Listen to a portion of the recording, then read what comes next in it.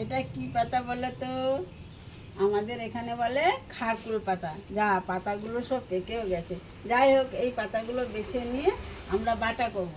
তোমরা কে কে বাটা খেতে ভালোবাসো কমেন্টে জানাবে। আর তোমরা এই পাতাটাকে কি পাতা বলো সেটাও কমেন্টে জানাবে। কেমন করে বাটা করি তোমাদের সঙ্গে শেয়ার করছি। এই পাতাটাকে এখন আগে ভালো করে ধুয়ে নিচ্ছি, কারণ কাটার পর আর ধোয়া যাবে না। এই পাতা কিন্তু খুব চুলকায়, তাই জন্য সাবধানে কাজ করতে হয়। এটা ধুয়ে নিলাম, ধুয়ে এবারে ছোট ছোট করে কেটে নেব।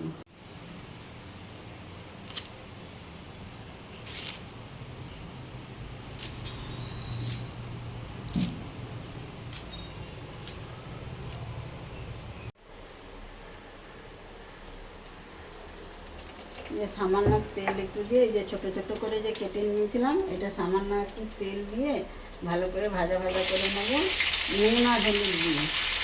তারপরে আবার বাবা আমার হাত চুলকে অবস্থা নেই, খাবো কী করে সেটা জানি না, খেতে তো ভালো লাগে। একটু হলুদ দিয়ে দিলাম, একটু নুন দিয়ে দিলাম, দিয়ে ঢাকা দিয়ে রেখে দেবো।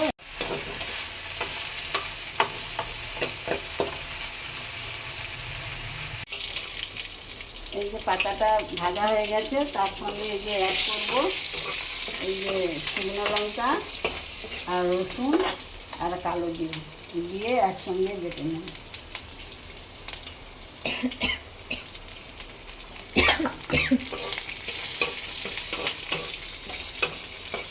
লাল লাল করে ভাজবো, মিক্সিতে বেটে নেব।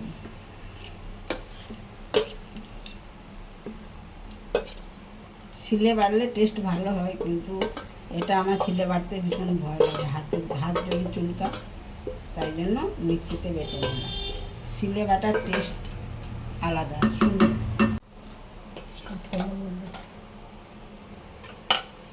এই যে দেখো বাটা হয়ে গেছে, এবার এটাকে একটু সামান্য তেলে নেড়ে নেব। নেড়ে নিলে আমার খারকুল পাতা বাটা কমপ্লিট।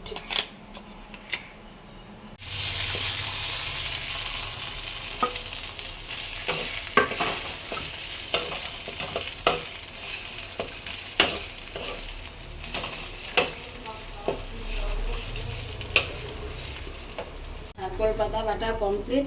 খেতে খুব টেস্ট, কিন্তু করার খুব ঝামেলা, তাই জন্য অনেকে করতে চায় না। এই দিয়ে গরম গরম ভাত, এক থালা গরম গরম ভাত খেয়ে নিতে পারবে। আমি তো পারি, কে পারে জানি না, আমার খুব ভালো লাগে খেতে।